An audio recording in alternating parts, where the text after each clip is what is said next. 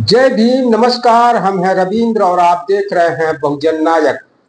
आजकल social media पर देखने को मिल रहा है कि बाबा साहब डॉक्टर अंबेडकर के खिलाफ एक झूठ फैलाया जा रहा है, जिसमें बाबा साहब डॉक्टर अंबेडकर की जगह किसी और को संविधान निर्माता बताया जा रहा है। मैं आज सभी लोगों को बताना जा रहा हूं कि बाबा साहब डॉक्टर अंबेडकर संविधान निर्माता कैसे बने। मैं हर एक पॉइंट को शुरुआत से संविधान सभा के गठन से ही शुरू करूंगा। जुलाई 1946 में संविधान सभा का गठन होता है, जिसमें 296 सदस्य चुनकर आते हैं। बाबा साहब डॉक्टर अंबेडकर बंगाल से संविधान सभा में पहुंचे थे। संविधान सभा का पहला जो कामकाज शुरू हुआ 9 दिसंबर को शुरू हुआ, उसमें 207 सदस्यों ने हिस्सा लिया था और 89 सदस्यों ने कामकाज में हिस्सा नहीं लिया, वह अनुपस्थित थे। उसमें ज्यादातर मुस्लिम लीग और रियासत के मेंबर थे। 13 दिसंबर 1946 को पंडित जवाहरलाल नेहरू ने संविधान के योग्य और लक्ष्य बताने वाला एक प्रस्ताव संविधान सभा में रखा और उसके समर्थन में पुरुषोत्तम दास टंडन ने एक वक्तव्य दिया। फिर संविधान सभा के एक मेंबर थे एम.आर. जयकर, उन्होंने अपना वक्तव्य दिया, जिससे संविधान सभा के मेंबर काफी नाराज हुए। और इसके बाद जब बाबा साहब डॉक्टर अंबेडकर 17 दिसंबर को उन्होंने पहला भाषण दिया था। 17 दिसंबर को संविधान सभा के अध्यक्ष डॉक्टर राजेंद्र प्रसाद ने बाबा साहब डॉक्टर अंबेडकर को वक्तव्य देने के लिए आमंत्रित किया। बाबा साहब डॉक्टर अंबेडकर यह नहीं मालूम था कि इतनी जल्दी उन्हें बोलने का मौका मिलेगा। बाबा साहब कहते हैं कि यह मालूम था कि मुझे इतना जल्दी बोलने का अवसर मिलेगा। मैं तो समझ रहा था कि मेरा नंबर 2 दिन बाद आएगा। मैंने कोई तैयारी नहीं की। अगर 2 दिन बाद भाषण देता तो मैं अच्छी तरह अपनी बातें रख पाता। बाबा साहब डॉक्टर अंबेडकर संविधान सभा में भाषण बहुत ही प्रभावशाली रहा और संविधान सभा के सदस्य उनके भाषण से इतना प्रभावित हुए कि उन्हें धन्यवाद देने के लिए संविधान सभा के लॉबी में उन्हें घेर लिया और उन्हें बधाई देने लगे। और बहुत से लोग बाबा साहब डॉक्टर अंबेडकर से हाथ मिलाने के लिए आतुर थे।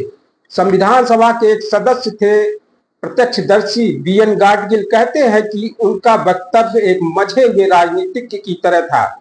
उनमें कटुता बिल्कुल नहीं थी, ईमानदारी के साथ वह आह्वान कर रहे थे। पूरा सभागृह मंत्र मुग्ध होकर सुन रहा था। सभी सदस्यों ने उनके भाषण का स्वागत किया। सभागृह की लॉबी में सभी उन्हें बधाई देने के लिए उन्हें घेर लिए।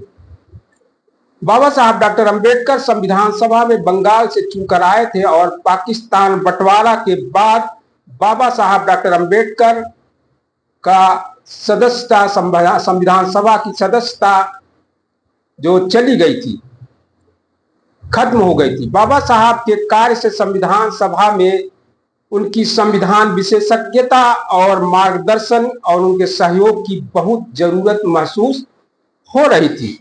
इस बात का एहसास डॉक्टर राजेंद्र प्रसाद के मुंबई प्रांत के मुख्यमंत्री बी.जी. खेर को लिखी गई चिट्ठी से होता है।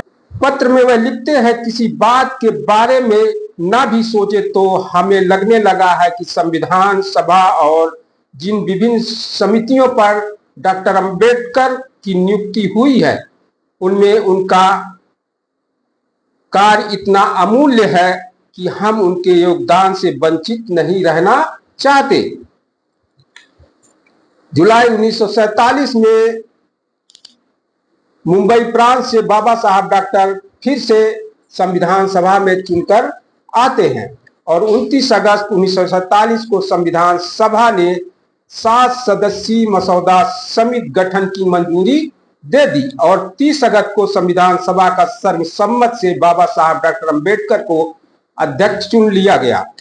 संविधान मसौदा समिति के सदस्य का नाम है डॉक्टर BR अम्बेडकर, अल्लादी कृष्णा स्वामी Iyer, N Gopal Swami Iyengar, KM Munshi, Mohammad Sadulla, BL Mittal और DP खेतान, ये 7 सदस्य थे।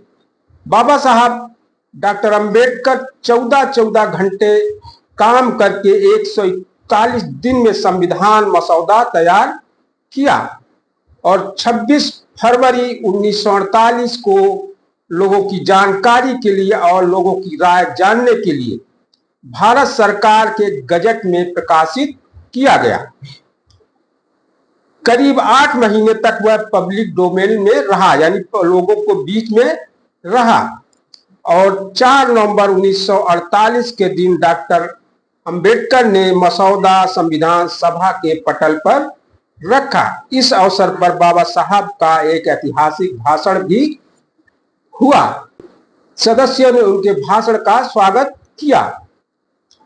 संविधान मसौदा को सदन में रखने के बाद सभी धाराओं और उपधाराओं पर संविधान सभा में बहस हुई। बाबा साहब डॉक्टर अंबेडकर सभा के सदस्यों का प्रश्नों का उत्तर रोज 9 से 10 बार खड़े होकर उत्तर देते थे। कभी कभी तो उन्हें 20 से 25 बार संविधान सभा में खड़ा होकर सदस्यों के प्रश्नों का उत्तर देना पड़ता था।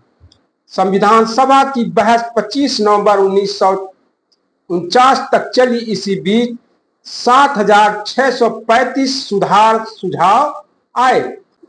डॉक्टर अंबेडकर ने 7635 सुधार सुझावों को पढ़ा और 2473 को संविधान सभा में शामिल किया तथा 5162 को रिजेक्ट उन्होंने कर दिया। 26 नवंबर 1949 को संविधान सभा में संविधान पारित हो गया, जो 26 जनवरी 1950 को लागू हुआ। यहां मैं बताना चाहूंगा कि बाबा साहब डॉक्टर अंबेडकर ने अपने एक स्पीच में अपने ड्राफ्टिंग कमेटी के सदस्यों के बारे में बताए थे। उन्होंने कहा कि ड्राफ्टिंग कमेटी में जो मेरे साथ थे सदस्य थे वह कितने दिन उपस्थित थे और कितने दिन लापता थे, यह मैं आपको बता सकता हूं। आखिर में बचे मैं और मेरा सचिव, यानी बाबा साहब कह रहे हैं कि कोई सदस्य उपस्थित नहीं होता था, मैं और मेरा सचिव केवल रहता था। मैंने जब कॉन्स्टिट्यूएंट असेंबली के आखिरी भाषण दिया तब मैं यह सारी जानकारी इकट्ठा की थी। मैं हाजिरी भी लेने वाला था, लेकिन अपने साथियों पर आरोप लगाना असभ्यता का सूचक होता, इसलिए अपने भाषण में मैंने वह परिच्छेद हटा दिया था। यह बाबा साहब डॉक्टर अंबेडकर अपने मसौदा समिति के अध्यक्ष सदस्यों के बारे में बता रहे हैं कि इसमें के सदस्य जो थे वे कभी आए नहीं। इस तरह बाबा साहब डॉक्टर अंबेडकर के ऊपर सारा भार पड़ा था। और इसी तरह TT कृष्णामाचारी कहते हैं बाबा साहब के प्रशंसा में कि सदन को एहसास होगा कि आपके द्वारा नियुक्त किए गए 7 में से 1 ने इस्तीफा दे दिया, उनकी जगह अन्य किसी की नियुक्ति हुई। एक सदस्य की मृत्यु हो गई, लेकिन इस पद को भरा नहीं गया। एक सदस्य अमेरिका में थे, उनकी जगह किसी को नहीं दी गई। एक और सदस्य रियासत के कामों में उलझे थे और 1-2 सदस्य दिल्ली से काफी दूर रहा करते थे, उनकी सेहत ठीक नहीं थी, इसलिए वह उपस्थित नहीं हो पा रहे थे। अंततः संविधान बनाने की जिम्मेदारी पूरी तरह से डॉक्टर अंबेडकर पर आ गई। उन्होंने यह काम पूरी जिम्मेदारी के साथ सफलतापूर्वक किया। उनका कार्य प्रशंसनीय है, इसमें कोई दो राय नहीं। हम सब उनके प्रति कृतज्ञ हैं। ये TT कृष्णामाचारी जो संविधान सभा के सदस्य थे, वह बाबा साहब की प्रशंसा में उन्होंने कहा। एक विख्यात पत्रकार थे JP चतुर्वेदी, जिनको संविधान सभा की खबरों को दिल्ली और बाहर के अखबारों में देने का जिम्मा था। संविधान निर्माण में बाबा साहब के योगदान के बारे में वह कहते हैं कि संविधान निर्माण करने वाले संविधान सभा के पितामह जो जब हम याद करते हैं उस वक्त हमें यह नहीं भूलना चाहिए कि भारत की संविधान सभा में डॉक्टर अंबेडकर सर्वश्रेष्ठ व्यक्तित्व थे, यानी सबसे श्रेष्ठ व्यक्तित्व थे। प्रत्यक्षतः उन्होंने वर्तमान संविधान की रचना की। इसी तरह काजी सैदुल्लाह करीमुद्दीन कहते हैं, संविधान का मसौदा संविधान सभा में विचारार्थ रखने के प्रस्ताव पर डॉक्टर अंबेडकर ने भूमिका जो वक्तव्य की है, इसके लिए मैं उनका अभिनंदन करता हूं। मुझे यकीन है कि आने वाली पीढ़ियां उन्हें महान संविधान निर्माता के रूप में जानेगी। और एक और संविधान सभा के सदस्य डॉक्टर PS देशमुख, वह डॉक्टर अंबेडकर के बारे में कहते हैं कि वह प्रख्यात अधिवक्ता हैं और मुझे लगता है कि उन्होंने संविधान निर्माण में अपनी पूरी जिम्मेदारी निभाई। अगर उन्हें पूरी छूट मिलती तो इस संविधान को शायद वह अच्छा रूप दे पाते। यह बाबा साहब के प्रशंसा में लोगों ने कहा है कि बाबा साहब डॉक्टर अंबेडकर इस तरह संविधान निर्माण के उनका बहुत बड़ा योगदान, यानी संविधान निर्माता है।